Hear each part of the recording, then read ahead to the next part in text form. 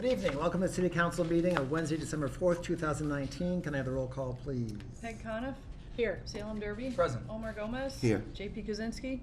Bill Lynch. Here. Joe McCoy. Here. Tom Peak. Here. Dan Rist. Here. Owen Zarrett. Here. Okay, could we please stand to the Pledge of Allegiance? Pledge allegiance to the flag of the United States of America and to the republic for which it stands, one nation, under God, indivisible, with liberty and justice for all. Thank you. Can I have a motion for the approval of the minutes of November 20th? So move. Second? Motion second approval of the minutes of November 20th. Additional comments? Councilor Gomez, did you find a? Yes, I Yeah. found Okay, I'll Joe take care of it. She will take care of it. Okay, it'll be amended. All those in favor? Aye. Opposed, abstained, motion passes. Public speak time. If there's anyone here from the public who'd like to address the council for something other than what's on the public hearings, which pickleball is on the public hearings. So if anyone is here who would address the council for something other than that, this would be your opportunity. Are you kidding me? These people are all here for people. I don't know. I know, out of order. Communications from elected boards and committees. First of all, I know there was, I think Councilor Kwasinski requested just kind of a historical look at spending on education in Easthampton. So we did receive from our auditor a chart showing spending for schools by the city of Easthampton. It shows the last 3 years or over a 5-year period. So if there's anyone from the public, or certainly, I think again, all the councils received it, but anyone in the public who was interested in seeing that compilation by the auditor, the city clerk would have a copy of it. I did get a invitation to the council from the Easthampton Congregational Church to help celebrate their Friends of the Food Cupboard, which has a get-together open house December 11th, 2019 from 10 to 12 noon, 10 a.m. to 12 noon. So if you'd like to support that great cause, an opportunity on the holidays. Let me see. Mayor community. We don't have, the mayor is not with us tonight. She's in Boston doing work for the city. Did I see you raise your hand there, Councilor? Oh, I was going to compliment her and the school building committee. We received the bids. And I want to bring this up so that the people watching can hear this. There was a $90 million budget for the pre-K to 8, which is called the Maple Street School Project. And it came in at $85 million, which is a $5 million savings, which is incredible. And that includes all what are called the alternates. So the roundabout, which was thought to cost a lot, which will improve traffic tremendously, is going to be built, as well as a maintenance building. We're going to get better flooring rather than concrete, terrazzo flooring, and we're going to get the track. And we just heard that there is a track team now with 50 students signed up, so all of this is good. And I just wanted to let the public know that I know the rest of the councilors will agree, we are thrilled with the bid. Unfortunately, 60% of that or 50% of that savings will go back to the state because they get a cut. Thank you, Mr. President. Okay. Since the mayor's not here, though, we did receive. Mr. President McCoy. Councilor Gomez. Thank you, Mr. President. I just want to use this time to say thank you to the police department and the fire department and DPW for the hard work they've been doing for the last 2 days under the storm. Oh, yeah. I think they're doing a great job, and I just want to say publicly thanks for those who were serving in the past 2 days. Yeah, I agree. Thank you, Councilor Zarrett. Thank you. Yeah, and I also wanted to recognize the organizers for the Give 'em the Bird race, who raised thank you, $30,000 for our community center. Fear in your eyes. It's a great event, and that they've been successful yet another year. And just to remind everyone here that the annual Jubilation has been moved to this Sunday at 5 p.m. The Grinch will come down from Mount Tom and schmooze a little bit with the children of Easthampton, and I heard Santa might be there as well. Just a rumor. So anyhow, that's all. Great. Councilor Derby. So if we're making announcements, I just want to, since we did have our first snowfall, there's some confusion about how long people have to remove the snow from sidewalks that they have butt. I just wanted to remind people that it's 12 hours, not 24 hours, from the end of the snowfall. So I just wanted to put that out there. Okay, anything else before I try to finish my story? Okay, I did this again. This is a part of American Communications. Some of you may be aware there was something that came from the federal government relating to immigration, immigrant refugee resettlement, and that there needs to be an agreement between both state officials and local officials. In response to that letter, Mayor LaChapelle did say that she consents to initial refugee resettlements in Easthampton. So as far as the local component of a local state agreement, she has signed on welcoming refugee settlements in Easthampton. I think we have still some time, so we can move on to standing committees. Finance, Councilor Rist. Since we have no new business, Mr. President, the Finance Committee will not meet until further notice. I have no other report other than the public hearing. Thank you, sir. Yes, Public Safety, Councilor Gomez. Thank you, Mr. President. We met last night. We discussed about a few things. Before I want to start, our next meeting is going to be January 7 at 6 p.m. We still working on the language of the proposal outdoor events policy. We're still working on the language there in conjunction with the police department. Same with the quadricycle restriction proposal. We're waiting until the ordinance subcommittee finish with the ordinance to see if they covered part of that. That we wouldn't have to do anything with it. The speeding concerns in our street, I talked to the police chief, Chief Oberti, and Councilor Derby. They're gonna contact other cities to see what they're doing, to imitate what they're doing, to see if something's working in their city, so that way we can enforce it and implement it here in our city. About the acceptance of the Division Street extension, today I received email from the city solicitor, and we need more information, we need more documentation. We're gonna keep having that in our committee. And the other thing that we have is part of the public hearing, and that's complete. Okay. Quick question, if you don't mind. Councilor Gooch.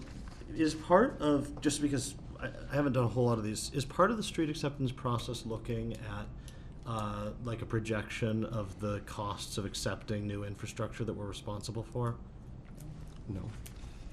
That's something I'd love to see. That becomes problematic, but whether they've been accepted or not, we have to maintain them, so it almost becomes we're spending the money without any tax revenue back. That's it. Councilor Rist. Just so you know, the engineer has to sign off on it, which means that the infrastructure, the utilities, the sewer and water, for instance, have to be inspected and properly done before we'll accept that. So I believe that that's there. What's the cost of all that? The cost is maintaining it, not the initial cost, if that's what it is. And I'm not sure. I'm just wondering if DPW that's is part of the, for financial planning, it seems prudent to figure out what we're actually signing up to take care of and maintain. Councilor Gomez. The city engineer, they sent us a letter. Their everything is okay with them.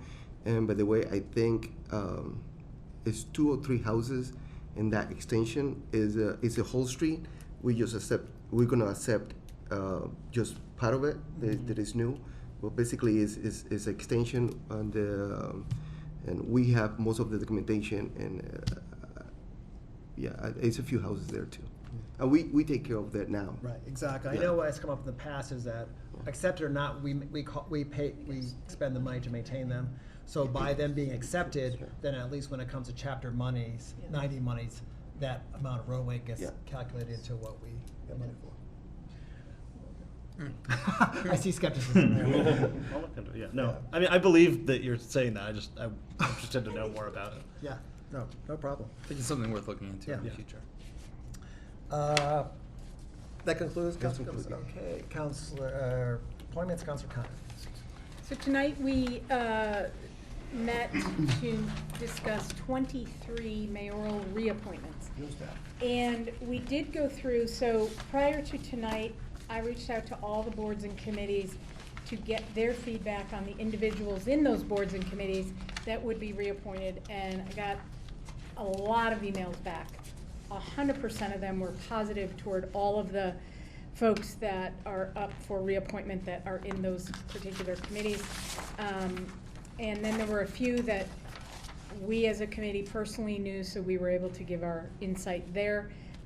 But overwhelmingly, all of the feedback was really, really positive. And on just a side note, it is amazing, the people that are in this city who volunteer for no accolades except to be called out in a city council meeting when they're reappointed.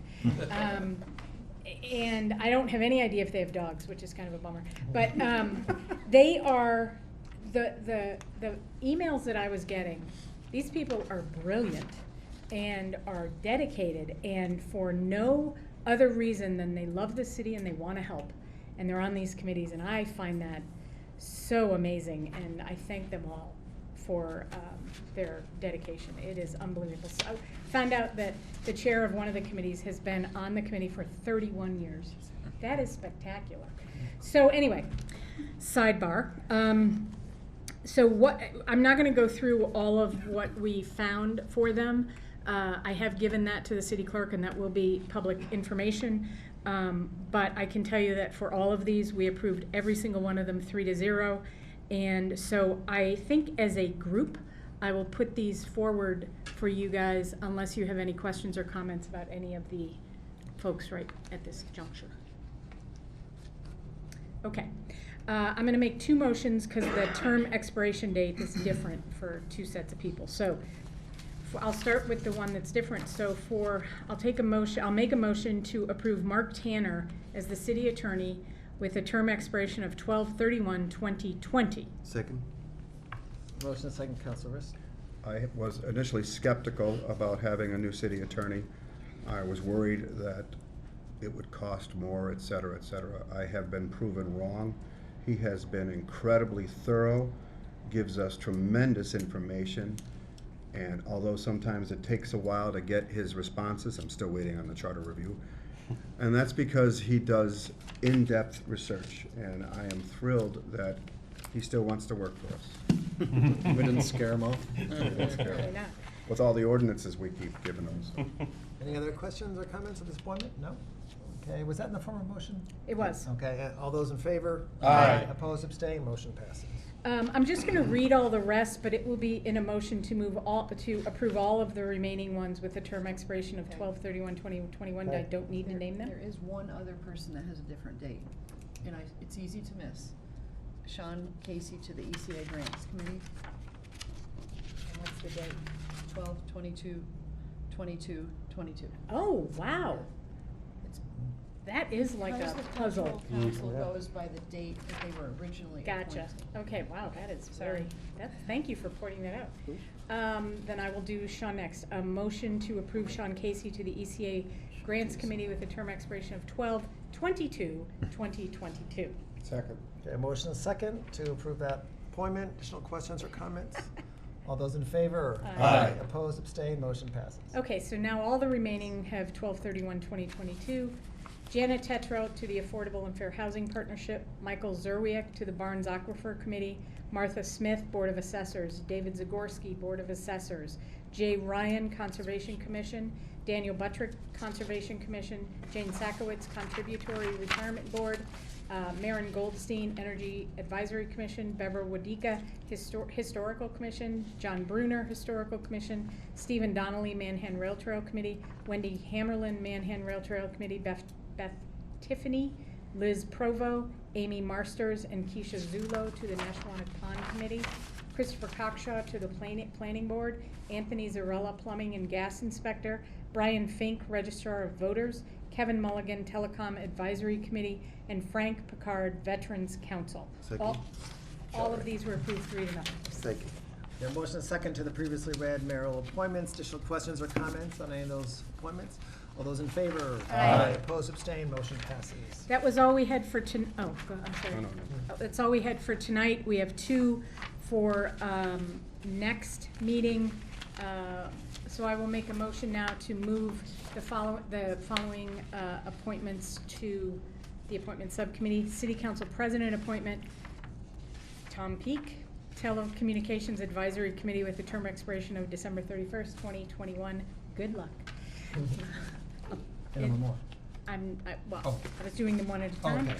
Okay, so is there a second for that one? Second. Okay, all those in favor? Aye. Opposed, abstained, one abstention. Motion passes. Oh, come on. Mayoral. Conflict of interest. I know the guy really well. Mayoral appointment, I will make a motion to move the following to the appointment subcommittee. Andrew Hunter, Parks and Rec Commission, 12/31/2022 expiration. Second. Motion second to have Andrew Hunter, Parks and Rec Commission. Additional questions or comments? All those in favor? Aye. Opposed, abstained, motion passes. And we have set our next meeting for 12/18 at 5:30 downstairs. Thus concludes. Thank you.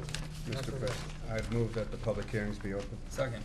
Motion second open public hearings. All those in favor? Aye. Opposed, abstained, motion passes. Public hearings are now open. So this is, on our public hearings today are two, the supplemental appropriation from CPA for the pickleball construction courts, and then also an amendment to the traffic rules. There we go.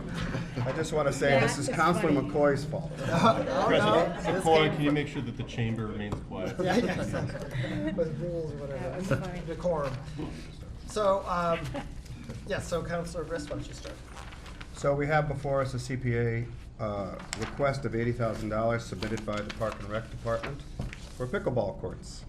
This was approved by the CPA unanimously. The budget as listed includes a $15,000 match from the Park and Rec Department. Per item 8 in the funding agreement, the CPA requires a funding agreement. This $15,000 must be spent prior to any CPA funds being utilized. The budget is $95,000 and seems high, but because of prevailing wage, the architect did feel to estimate higher was appropriate. The location by the soccer fields is best per the park department, and the soccer association is okay with it, to answer Councilor Zaret's question.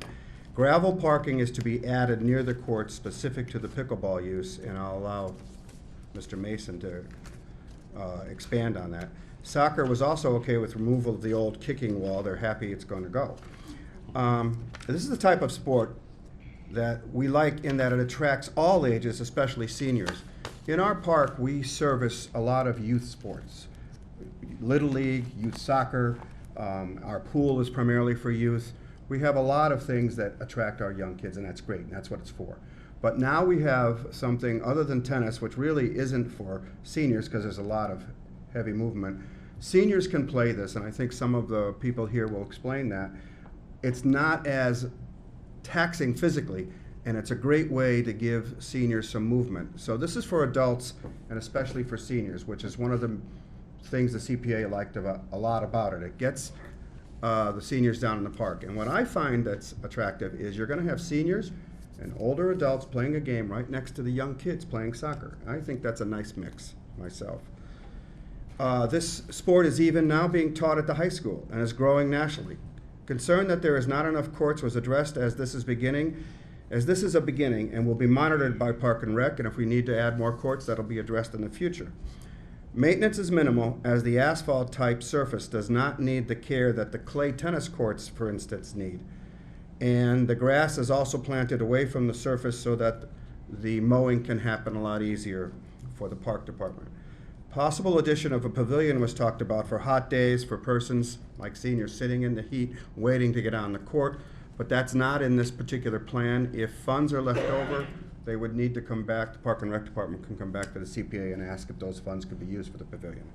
I'd like Mr. Mason to come up and expand on my discussion and answer your questions.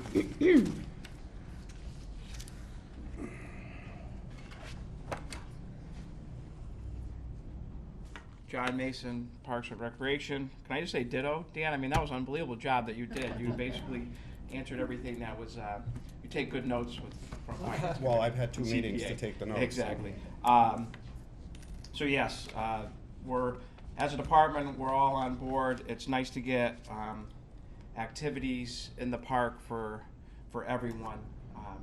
Like Councilor Riss said, it's a lot of it's geared towards the younger folks. So this will be played by younger folks as well, and could become a generational game as well. So we're probably the third rec department, third or fourth now in the Pioneer Valley that are adding courts. It's becoming very popular. I attend the Parks and Rec Pioneer Valley Commission meetings, and we discuss this, and it's on everybody's plate in all the parks and recs around. And not a lot of them have CPA funds to use for such a project. So it's not only this community, but a lot of communities that are really interested in this game and moving it along. So we're glad that we're able to get out in the forefront and provide this opportunity for folks.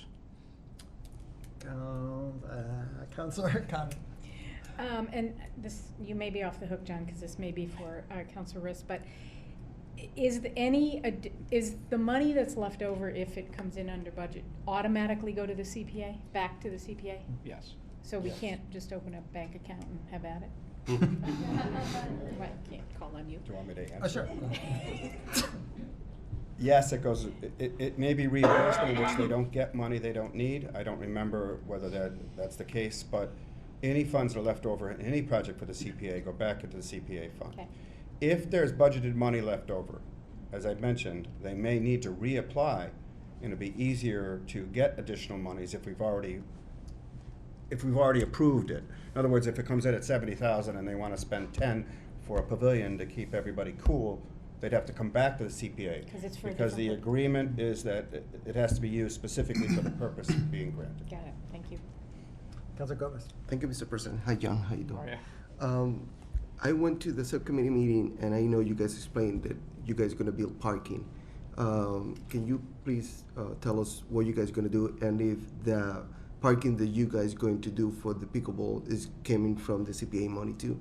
Yeah, so we're gonna do the, some parking on the side of the courts, and we're gonna do that in-house. That's stuff that we can do working with the DPW for short dollars. You put it in a project like this, and it just adds a lot more money than, so anytime, we've done this throughout, anytime we can use our resources for our department to save dollars that would be spent elsewhere, we jump at that opportunity. So we took parking out of the project, and we can take care of it in-house for pennies on the dollar. So there will be, it'll be crushed stone basically.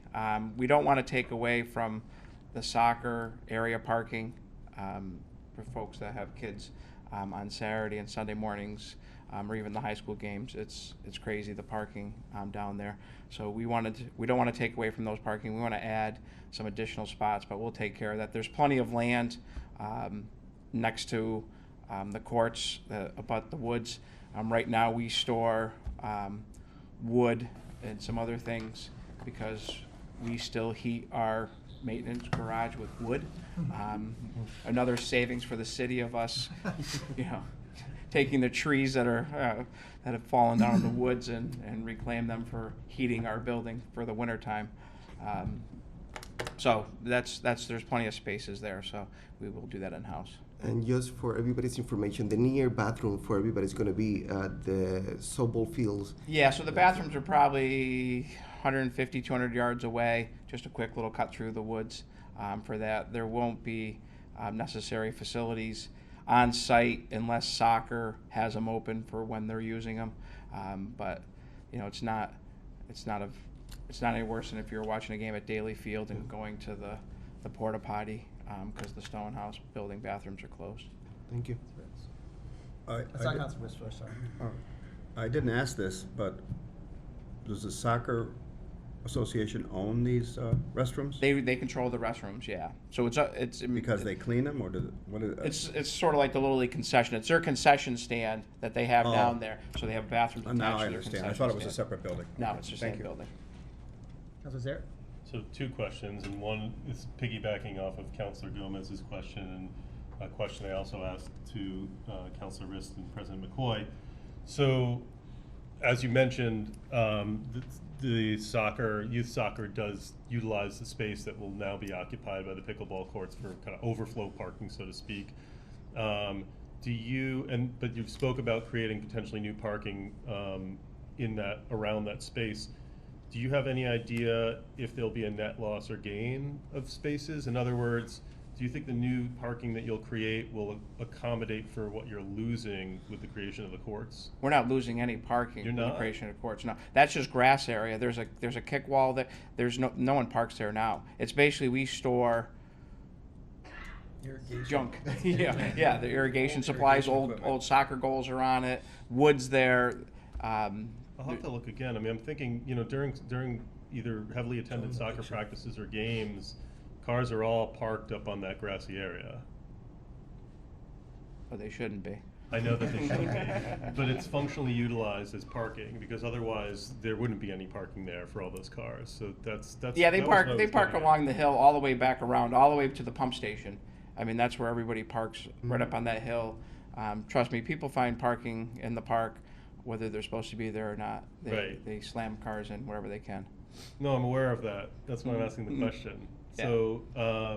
So, you know, while they may not be able to park there, people do park there. So, I mean, so you're not creating any new parking spaces, though? We're creating You are. parking spaces, Okay. but there'll be official parking spaces. Mhm. So yeah, so I guess it'd be a net gain of official parking spaces. Okay.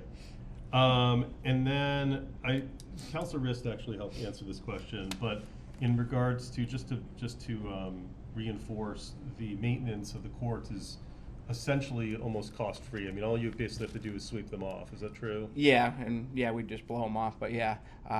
And, you know, long-term, we could be looking 20 years out the road, you know, fixing cracks, things like that. But that's, you know, that's part of the deal. You know, we had to do it at the spray park, you know, so. Councilor Rossoff mentioned, we have clay courts now, and we spend $3,500 a year to maintain those, to have a firm come down and refurbish those every single season. So you do that, you know, 10 years out, that's $35,000. We have an account that covers that, doesn't come out of the city budget, but there is, you know, there's a cost for those clay courts, and having asphalt courts save money far and away. Great. Councilor Beak? I really like this. I'm just wondering, Dan, how is the Councilor Rist, sorry. How's the CPA budget or like account looking right now? We've just made some big expenditures out of there. I was just wondering what the balance is. Fortunately, I brought it with me. This doesn't include that, but the remaining balance of our budget is, are you sitting down? Mhm. $1.3 million. All right. So we're doing okay. And that, I think, includes the East Street expense. It doesn't include this 80,000 because we haven't approved Right. it yet. Great, thank you. Councilor Thomas? Real quick, so is that the budget through end of June? Are you on the same fiscal budget? Okay, so it's 6 more months. Okay. Thank you. Councilor. Thank you, Mr. President. This came to my head. If the people that are playing pickleball now, they want to create a tournament, they should go to the office. It's going to be a fee or something like that for them to play a tournament there? Yeah, if they want to do it on the weekends, they'll have to pay to get into the park. Just that. Yeah. Because If it becomes where we're- I'm asking, because if they're going to make a tournament, they're going to use the courts all day. Yeah. So that way they take their space for the resident of Easthampton to use those courts. Yeah, at the end of the day, these are the Park and Rec and the city's courts.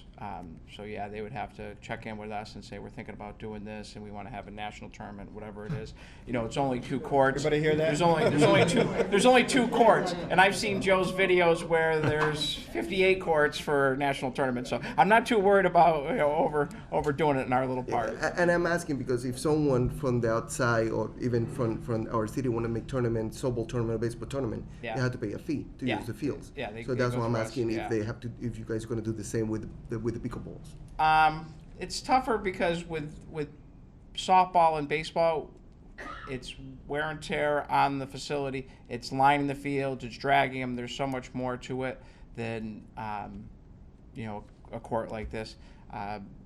You know, when the JJ Duchesne has their annual tournament, we don't charge them for the basketball court because there's no wear and tear on the maintenance. There's no extra effort on our part. But you know, you just put a bug in my ear, so you know, I guess we'll discuss that moving forward. Thanks, Thanks. Councilor Gomez. I don't have any questions for you, John. I just thank you, Councilor Rist, for your support. I guess the one thing that I heard, though, and many of my fellow pickleball players was that give seniors some form of movement. We need to get this guy playing pickleball.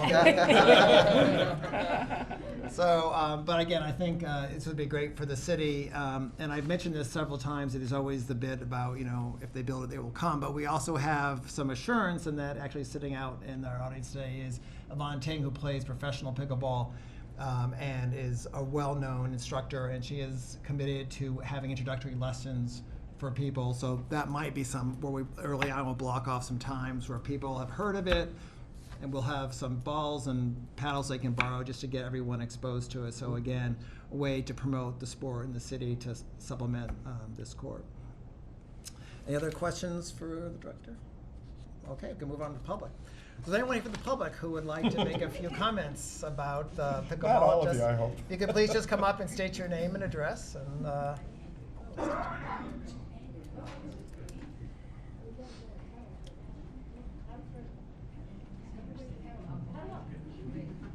Hi, I'm Andrew Wolf, and I have lived in Easthampton for 20 plus years. And Stanley Drive, right? Stanley Drive, Stanley Street, Okay. down by Arcadia. And I'm really a tennis player, so thank you for those courts in Nonotuck Park. But I do play pickle, and I have like so many friends that now who never did any sports at all and are playing pickle. And I just think as a citizen in Easthampton, I think it will bring a lot of people into Easthampton, like to restaurants, using the bike path. And the bike path is such a good example of what a great investment it is. And even for all the people in Easthampton, health-wise, and, better health is, better for health insurance that the town pays for, its employees. So I don't really see any downsides at all. I just think it's really kind of amazing, like how anybody can pick it up and play. It's just a wiffle ball. It's fun, and actually, I think that the kids who are not playing soccer will be storming the court while some of the adults are playing, because that's what happened when Yvonne did a demonstration a couple years ago at Culture Chaos. It was like mayhem. The kids just loved playing it. So that's all. Thank you. Thank you. Thank you. Anyone else have anything to add to this appropriation? Bring your paddle. Hello, I'm Sarah Schmidt. I live at 11 Water Street in Easthampton. I'm a lifelong Easthampton resident. And I was just recently introduced to pickleball this past summer because of my mother, who is in the retiree community. She loves it. Our family now loves it. We played it actually after our Thanksgiving meal. We've started a new family tradition. And since I've started playing, I've been to Westhampton, Amherst, Springfield, Northampton, and so many of our surrounding communities that have these places. And I would much prefer to be in this beautiful city, and so I would be thrilled to have this as an aspect of our park, which is already, a gem in the valley. And at the planning meeting, my son and his girlfriend were there. My mother was there, so we're 3 generations of pickleball players. And I think that speaks to the large crowd that we have here and the people who couldn't make it here. It's a really bustling part of the valley and really across the country, so I'm excited that we're getting on board here, or hopefully. Thank you. Thank you.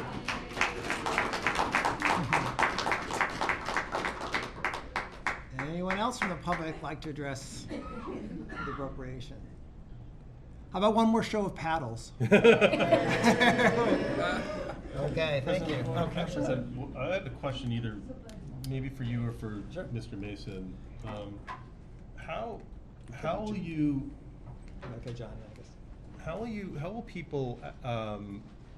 Is it first come first serve? Will you have sign up times, or will it be limited? I mean, if someone can't use the code, just use the court all day. I'm assuming we'll have to. Yeah, no, it's actually something depending on the popularity of a certain time. A lot of clubs or areas have done it differently. Agawam, whatever. There has been everything from, signs, which we'll have to have signage saying, in heavy times, like they do a lot of tennis courts, please limit your play to blah, blah. They usually put everything from racks to paddles against the fence, and then when people get off, then the next people go on. You can say, limit your time to 1 game to 11. It can be all kinds of rules that are imposed during heavy play time. And certainly if no one there, you can play as long as you want. But in heavy, which a lot of times mornings from 8 to 10 are pretty heavy play, weekends for sure. And who sets those rules and regs? Is that Parks and I Rec? do. Yeah. Yeah, no, I think probably a combination of. Yeah, I mean, Parks and Rec, that we have, signs and things throughout the park for various things. Tennis is very similar. We have a core group that are there every week. There's people that come at the same time, and they're very respectful. If it starts, people are waiting. They, it's a community where they know that other people want to play. They know that, they got to kind of limit their play. They can't be there all day. So, in the 10 years I've been at the park, we've never had any tennis racket fights over not leaving. Councilor Riss. I believe Councilor McCoy mentioned at the CPA meeting that there is an organization, maybe it's already formed, that he will lead called the Friends of Pickleball, which I believe will help with that kind of policing of the courts and setting up rules, because they're all familiar with how other communities do it. Councilor. Are these just going to be the courts, or are we purchasing any paddles or balls for people to use if they are just getting used to This is just the courts, although our group probably has about 20 or 30 extra paddles and plenty of balls. So certainly for introductory clinics and stuff, we'll supply those. Great, thanks. So Councilor Lynch. Sorry. Looking at the print, it's calling for like a 5-foot fence. Is that tall enough? I would imagine that would be. I've never seen a pickleball court. So. Yeah, most are 5. Yeah, and there's no like overhead nets or anything like. No, the ball is like as a wiffle ball. Andrew said, sort of wiffle ball, so it doesn't bounce that high typically. And then I had a second question that anybody can answer. Maybe Joe probably. Is this a good sport for low impact type of a thing with somebody with like a hip replacement or something like As that? an example. As an example, I mean, That would be me. That would be all of us. Yeah, no, I mean there. Free up here. It's certainly the dimension is smaller, so that is nicer. You usually play doubles. A lot of times you play doubles, and that's so less court to cover.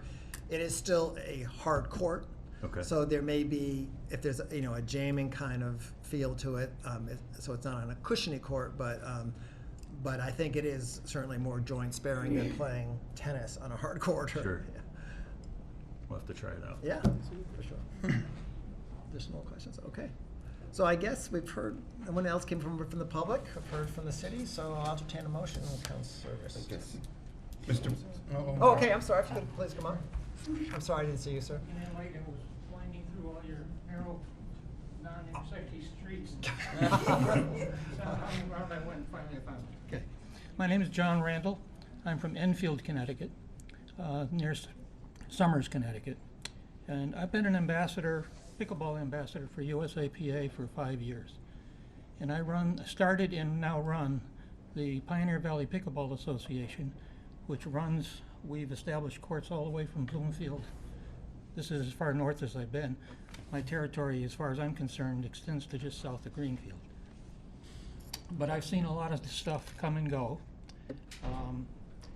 Very few go, most of them grow instead, which is much better. Agawam put in 2 courts a couple of years ago outdoors, and the very next year they put in 2 more because the activity was so level. I wanted to play up here just to see, I wanted to meet the people up here.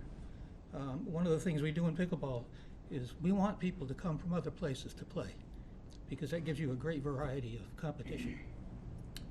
I couldn't get in the month of December. You have 2 pickleball courts indoors right now, which is time of year.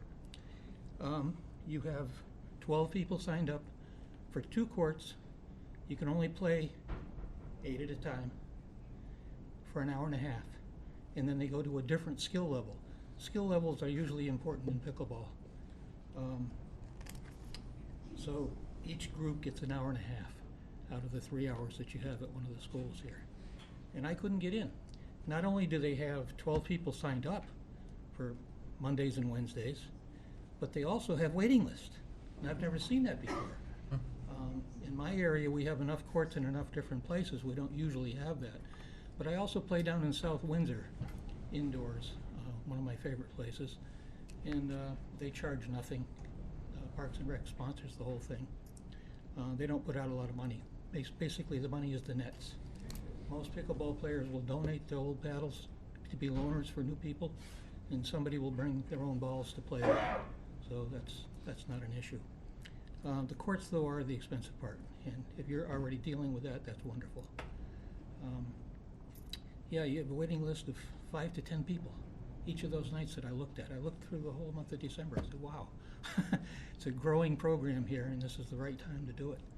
If you need any assistance in finding out what are the best ways to do things, you mentioned the 5-foot fence. 5 foot is fine between courts. If you got traffic or something, if you have a road nearby, probably higher would be better. Okay, if you're separating it from other sports that are being played, the ball, it's a nuisance, but I play in many indoor places where the distance between the courts is that much. And there are no fences at all indoors. So the people on the middle court of 3 usually get a lot of interference. Either players running off the edge of their court into the other one or a ball over there. It's not a big deal. Very friendly atmosphere, different than some other sports that I'm aware of. It's as much a social event as it is physical exercise. And for people like Yvonne, it's a very competitive sport at a national level. You have excellent people here. I've met most of them, so, but I still want to get up here and play. More space. Thank you. Any questions for me? I think so. Thank you very much. Thank you. Okay, Councilor Riss, entertain a motion then. Mr. President, I move that the City Council approve an appropriation request from the Community Preservation Act. The request is hereby made for the following appropriation: $80,000 to be appropriated from the CPA undesignated fund, $80,000 to be appropriated to the Nonotuck Park Pickleball Court Construction Account, $80,000. The amount requested for the following purpose: for the construction of 2 new pickleball courts, including fencing, court markings, and fixtures. Second. Okay, a motion and a second for the CPA appropriation of $80,000 for the ball. Any additional comments from councilors? Councilor Gomez, I saw. I just have a question. After we vote for it, and I 100% I know it's gonna pass, how soon they're gonna build the courts and when it's gonna be ready? Last time I heard was bids should be going out at the beginning of the year and then hopefully starting in Spring. Got a yes from John. Thank you. Councilor Derby. So I'd be remiss if I didn't say I've been teaching pickleball for 15 years, and it's an amazing sport, and this is, I think, a great moment for the park and for Easthampton. You know, one of my colleagues is here who I know taught it for longer than me, so probably at least like 30 years. And it's a sport for everybody, and I think that's one of the things that's appealing about it. It's not just for seniors, but it's for, you know, we teach high school students who love it, and I think having this in Easthampton is another feather in our cap. So, and I appreciate you bringing this forward, Joe. So, Well, thank you. Technically, John Mason brought it forward. I Sure. support it. Okay. Councilor Thanks, John. West. Not me. Oh, I thought you did. Oh. Sir. I was going to say something similar, although I want to add, first of all, that I think one of the things I love about the city council is Councilor Derby's health teacher stories about any given topic. Hey, Let me tell you about something I've been doing for 15 years. You know, I want to thank everyone for bringing this project forward. I think one of the things I love to see in general in life is bringing passion to practice, and so Councilor McCoy, I know that you've been appropriately a champion of this, but I'm sure this is rewarding for you, and it's great to see something that you're so passionate about actually happening in Easthampton, which brings me to innovation and loving the fact that Easthampton once again is finding a way of putting itself on the map and bringing in new things and not being afraid of embracing new things, such as pickleball, and, well, newish. I mean, I know it's been around for a while. And lastly, what I love about this too, which was touched upon, is expanding the generational spectrum of the use of the park. And you know, we have this wonderful gem in Nonotuck Park, but I think in many ways is currently underutilized and certainly underfunded. I think this kind of gives us opportunities of looking at other ways that we can continue to expand the park for beyond just our kids.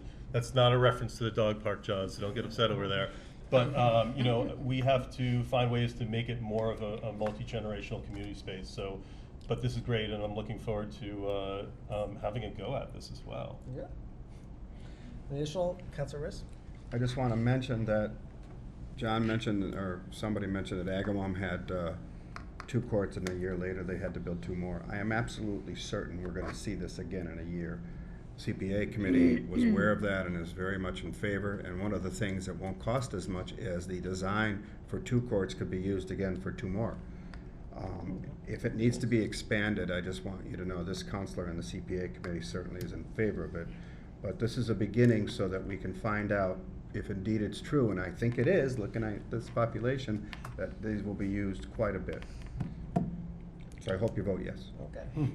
So any more comments from the councilors? I know we have a motion and a second, so all those in favor? Aye. Oppose, abstain, motion passes. Congratulations. I'm sure we've broken into your time, so head off to Park Street.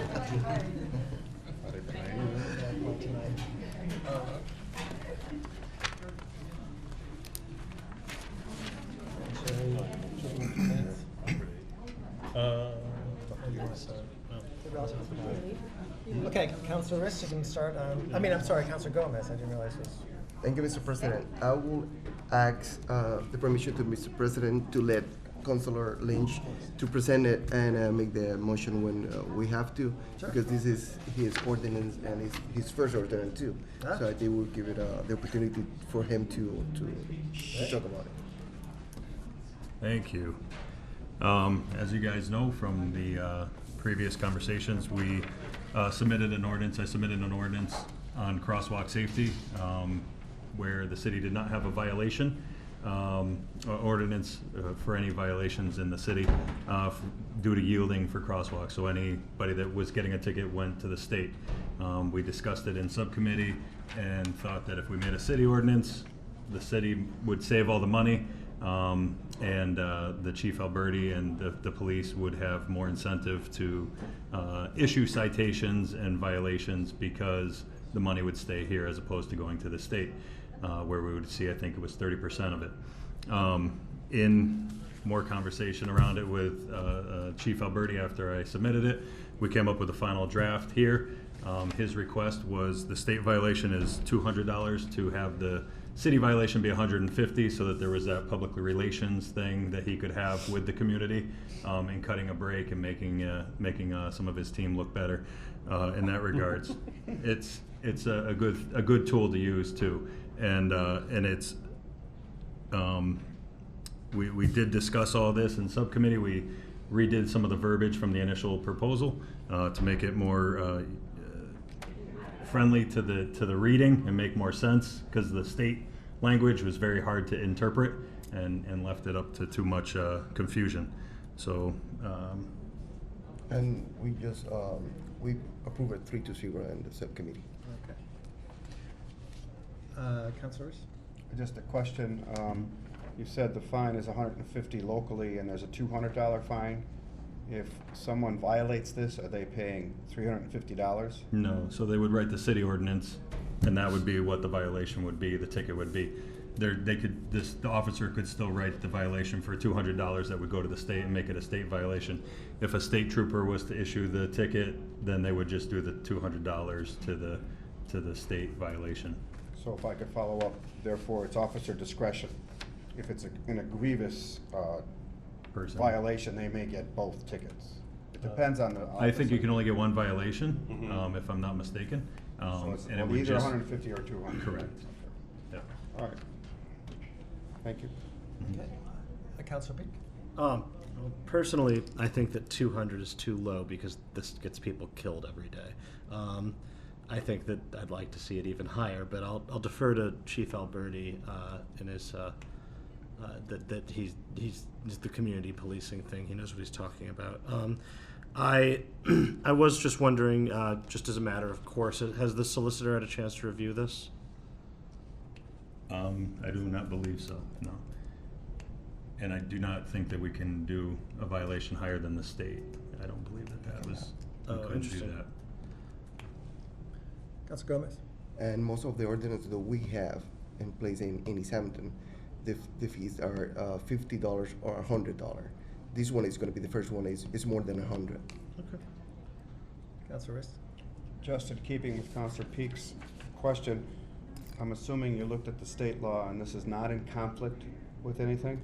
It is not, it's pretty much verbatim with the state law. So that would be the attorney's major concern. Is there anything that state law would be dominant on this? If you try to make a state law weaker, it wouldn't work. The fine is fine, but I'm talking about any language like that. Normally, I would be concerned that the city attorney hasn't seen this, but I think we should send it to him. I think we could pass it. If he wants an amendment, we can come right back and amend it. But this is a rather simple, it's not like the wage theft ordinance, which was massive. This is a simple thing, and you've done your due diligence. I don't see if there's any reason why we can't pass it and ask the city attorney to look at it after the fact. Councilor Gomez? Thank you, Mr. President. And that's why we send it to the police chief. So the police chief reviewed the language compared to the state language, and we just remove the language the police chief request, because that was in conflict with the state. But beside that, it's basically the same language, and that's what we give it to Chief Roberti to review it. Yeah, I guess I see both points. I guess in this particular case, I'm more likely to think, considering it sounds like the chief took pretty much wording right from the state, just changed the fee to avoid in this particular case, to avoid the additional legal fees for something that seems pretty straightforward to me in my case, in my opinion. But councilors, Councilor Peak, I saw it. Yeah. I, in practice, agree. I think this is simple, but don't we have a rule saying that we can't, that there's for an ordinance? And then Councilor Rist? We don't have a rule. I was considering a rule, but when I thought of that, this particular flexibility was necessary, because some ordinances, traffic rules and orders are very simple. And if we had that rule, it would delay this. I see this as a way of keeping the fine money in-house. Everything else is the same. The language is the same as the state, if I'm hearing it correctly. Yes. So the money that is brought in, because they have to find somebody, stays with our city, which is appropriate. It was a city violation. I certainly, I see the appeal and I support the measure. I'm just making sure that we're crossing all our T's. Councilor Zara? Well, yeah, I mean, I feel a little torn here, because I do think if we're going to talk about attorney review, that we do have to be consistent, and I completely understand the appeal too, because as you know, in our subcommittee, we're reworking some of the container laws, and the purpose of that is for a variety of things, and one of them is also to incorporate state level, to make sure that we have local laws where the only state level exists now. But this is verbatim the state language? For the most part, yes, and then the chief took out, there was a line in there with state police investigations, because it wouldn't need state investigations unless it would be a death where the state and the DEA would automatically get involved. So if it was just a violation of not yielding to somebody in a crosswalk, you don't need the state police involvement. And that was one of the things that he took out. But yeah, he reviewed all of it with us. Councilor Rist? I do think it should be sent to the city attorney. We could wait and put this to a vote after that. Regardless of what we vote tonight, the city attorney should look at it. I recall that we had a CPA for the netting, and we needed to get an opinion that was very fast, and he came back quickly saying, but he was thorough. I don't think, Councilor McCrory, that we're going to avoid legal fees, because an ordinance needs to be checked. I don't know whether we do it before or after. So just to clarify my position on it, I'm okay with voting on it tonight, because I believe it'll be simple. But on the other hand, if we want to wait to make everybody happy, that's fine too with me. Whatever works for everybody. But it should be sent to the city attorney for final review, regardless of whether we vote on it tonight or not, in my opinion. Councilor Lynch? I'm fine with sending it to the solicitor before we vote on it.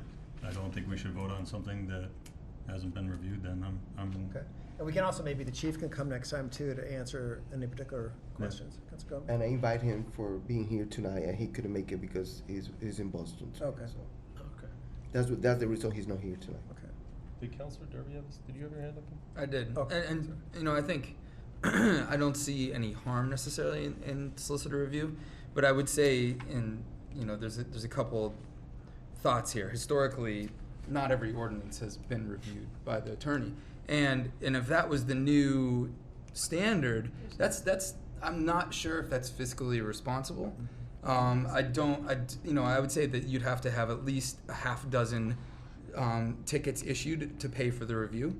And I don't know that is going to be necessarily within the first 5 years that we might get that many. And this is just my personal thought on this particular ordinance. This wording was taken directly from the state, like crafted very gently in order to take some of the legalese out, make it a little bit more understandable. So it's relatively straightforward. And so, I'm not against attorney review. I just think that if we're going to make this the new standard, then we're going to have to increase the amount that we're going to pay the attorney up front. We just have to remember that part of this is, our financial responsibility to making sure, I don't see this as a big lawsuit potential. And the council doesn't have its own legal budget. We're tied into the whole city's budget through the mayor, so that's also something we have to sort of share a fiscal responsibility with. And also, I think something in having legal review does not make it non-legally challengeable. Right. And then you're still spending court cases and stuff. So, I think if it's legal review, do you feel more secure that if it was challenged, you would still win? Councilor Riss? Hearing what Councilor Derby, he's convinced me that there are many ordinances we've passed in the past that did not have to have legal review, and it is costly. And the other factor is we have someone who has to know the law, Chief Alberti, having reviewed it already. That's why I said we need some flexibility. So I'm changing my mind, and we don't have to send it to the city attorney unless the council wants to do that. But I think Councilor Derby makes a good point. If the committee has done good, thorough research on it, and Bob Alberti has gone over it, his knowledge of the law, and there's no conflict with state law, then we're okay. That is not, the mayor has to sign it, so she may want to send it to the city attorney, but that's her choice, and it's her budget. But I'm okay going either way, whatever the council wants. I just wanted you to know that I'm not as strong about this as I was about the wage theft ordinance, et cetera. Would the council prefer to continue the public hearing when both the mayor and the chief of police hopefully could attend the next meeting, or would they rather vote on this tonight? I'll defer. I'm good. Council Collins, did you have an answer? Just by way of best practice, I feel like if we're going to have one of these and we're saying in the same voice, this is substantially the same as the state, I'd like to see the state one in the same packet right next to it so that we can have that data in front of us. Good idea. Just, for just Okay. additional artifacts. But otherwise, and absent the police chief or the mayor being here, maybe an affidavit from them saying whatever it is. But yeah, if we can continue for them to weigh in on this, I'd be okay with that. Councilor Gomez? I have to take some responsibility of that because the police chief sent me the email saying that he's okay with it, and I didn't send it to you guys. Okay. So that's why I say I'm taking responsibility of I didn't pass the complete information about it. And again, he said that he couldn't be here tonight because he have another commitment tonight, and that's the reason that he's not here.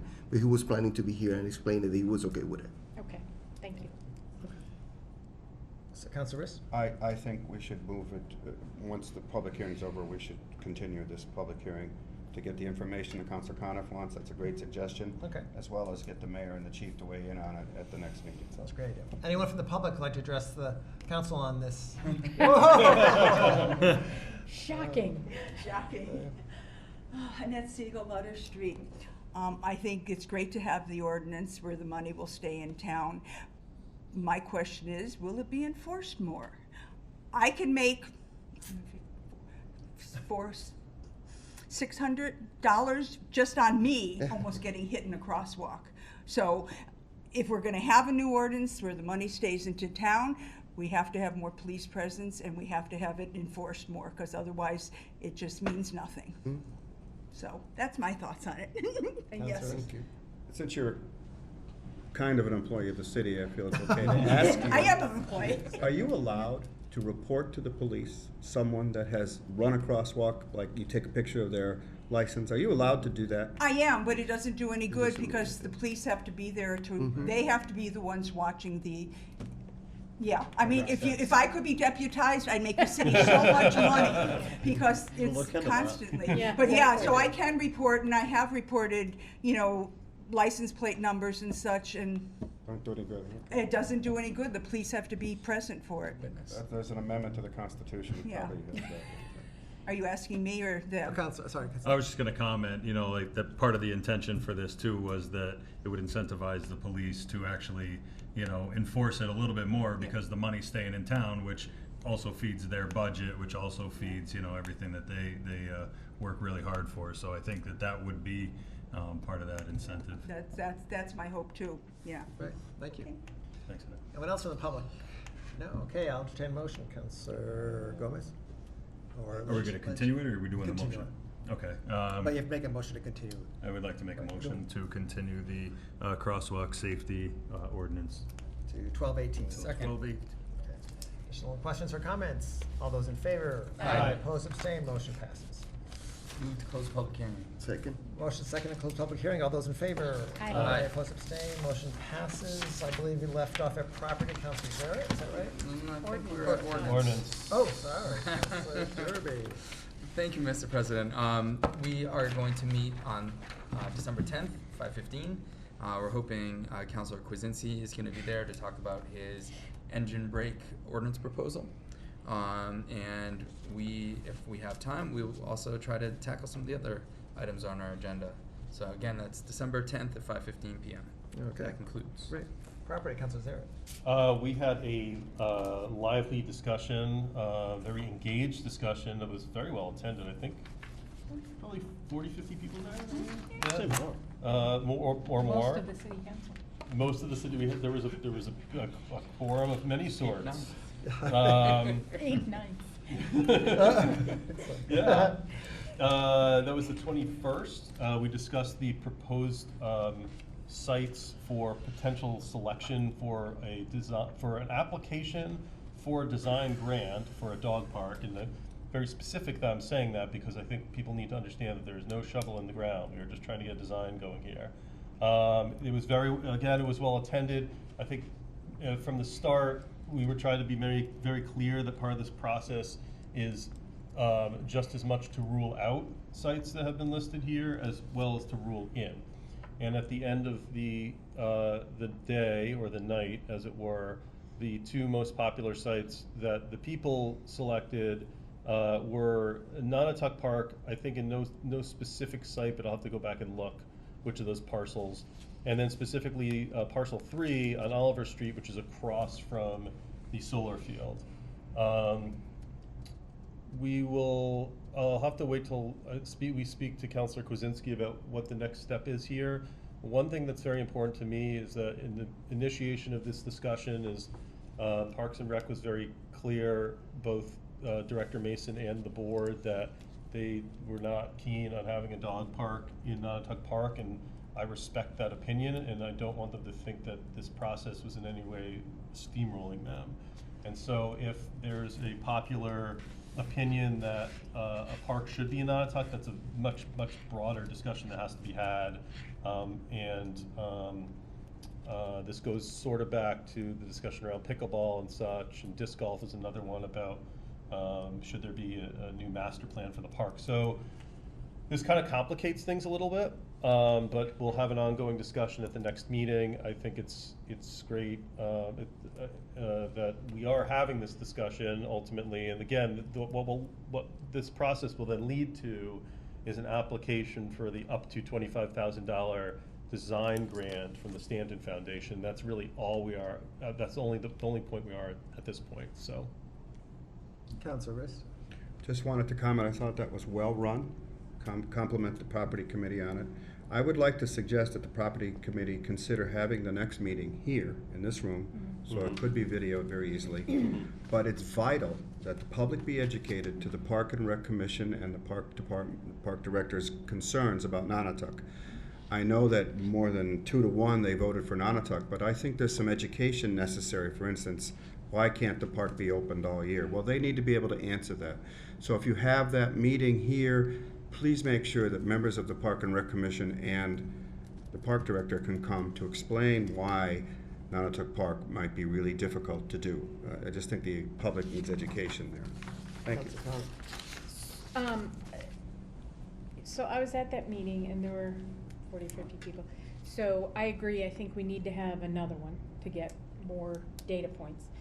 But I'd like to understand, are there, of the 8 or 9 or however many, are there any that are absolutely off the table so that we don't even have to talk about them anymore? Or is everything still in play to this date? Yeah, I mean, I'd say, oh, yeah. I mean, just for what it's worth, we have not deliberated in any way Mm-hmm. since we discussed, so I don't know if, like, we have it, like, the That's a fair committee statement. has a That's a position fair on it. statement. Yeah. Okay. I think, well, did we not agree, did we not basically take Lincoln Street off? Sure, That's yeah, the we already one. said Lincoln Yeah. Street, in committee, we said that Lincoln Street was just one. I think that probably a lot of us have similar takeaways from that meeting, but since we didn't deliberate at all there, I'd be nervous to make any statement. Sure. That makes sense. That's very wise of you, and I completely agree that there has been no, we haven't met since the 21st. So. And I ask because, you know, as you know, something was brought up about an easement and Or right away. Right or away. right away.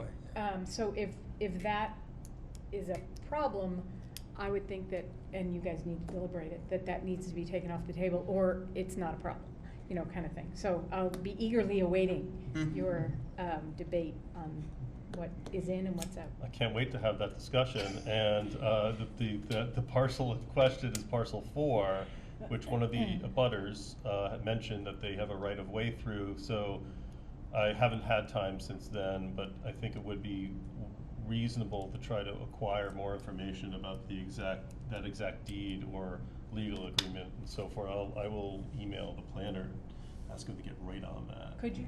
Absolutely. That'd be great. Yeah. Thanks. But yeah, I mean, it's good to see this project moving along. I think, you know, and things like this move slowly, so bear with us. But yeah, hopefully we continue to have great engagement. I agree with Councilor Rist that I think the next meeting should be in this room. What's today, the 4th of December? Mm-hmm. It might be tough to do that before the end of the year, but we'll see what we can do, for sure. Our other agenda item continues to be present, but not really discussed, with some other things coming on the forefront. The evaluation of, request to inventory city on property. I'm sure we'll probably get to that in the new year, and thus concludes. Wait, do you have another meeting? We do not yet. Okay. I'm unconcluding briefly to discuss that. We'll have to discuss with Councilor Kwasinski, who apparently had a personal mishap and could not be here tonight. But we'll figure out another date soon, and thus concludes. Okay. Rules and Government Relations, Councilor Peak. Thank you, Mr. President. We met last night to discuss the council committee realignment proposal. We got some great feedback and incorporated some of the feedback from the last meeting and voted that out of committee 2-0. I sent an email to everybody last night with the proposal as it stood, just to give anyone that wasn't at the meeting a little bit of time to digest that. I'm going to hold off on moving that forward until the next meeting. Just, you know, in the meantime, we've already gotten 2 proposed amendments, so I just thought that might be useful given the short length of time between our vote last night and right now. So look forward to that, and again, any last minute things, yeah, feel free to let me know. Okay, we are also going to be meeting in a week, so that's December the 11th, to be discussing the resolution in support of Medicare for All / single payer healthcare. So that should be a pretty interesting conversation. I'd encourage anyone who has any questions on that topic to show up. And that concludes. Councilor Riss? 6 p.m. in room Yep. 1. Yep, 6 p.m. And that's next Wednesday? Next Wednesday, I don't have a finance meeting. Did we get a room? That's up to Bob. Is that? Is that when you usually meet? Is that- I usually meet at 5, but I'm not meeting at all, so. So if room 1's open, then that'd be great. Probably right. Okay. Get a room. Is that the only thing you're gonna talk about? That'll be all that's on our agenda. Okay. Okay. Yeah, thank you. That's the rest, I guess. Now, so I guess it was proposed old business, and I know Councilor Kwasinski was the one who wanted a little more time to think about it. Unfortunately, with his injury, he has lots of time to think about it. But can we decide, especially the remaining councilors, do you want to decide on the final counts for 2020? I think it was mainly just the January, is that correct, Barb? Yep. Are those proposed dates fine with everyone? Yep. Yeah. 8 and The 8th and the 22nd rather than just the 15th? yes. 8th and 22nd of January, okay. Do we need to make a vote on that, or is just, you just? I don't think so. know it? Okay. Question. Councilor Zarek? Did we also have to determine a date for reorganization? Yes. Okay. We usually do that right after the. Right, no, I know. Is that the plan? Define reorganization. You like the president and the. So isn't that usually right after That's what it's been. Yeah, that's what I was swearing just- I was in? just But asking. not committee assignments per se. It could just be the election of president and vice president. Right. Right. Can be, yeah. Right. Okay, And they would be announced at the start of the meeting on the 8th. yes, okay. Mhm. And I know sometimes in the past, we've taken the first 15 minutes of the first meeting for the subcommittees just to meet and like alternate between chairs to vote for president and vice president. That way that, when your first meeting, you have a president who can give a report. Yep. So, you wanna wait and have the council president, whoever he or she may be, announce the subcommittees and then go to subcommittee on the 8th? On the 8th. And then come back into regular sessions? Yeah, I think that we've done that in the past. That's happened. Yeah, We we've can done that, schedule whoever he or she may be. Okay. Okay. You already got new business, right? Okay, I think we're done. I'll entertain a motion to adjourn. So moved. Second? All in favor? Aye. Opposed, abstained, motion passes.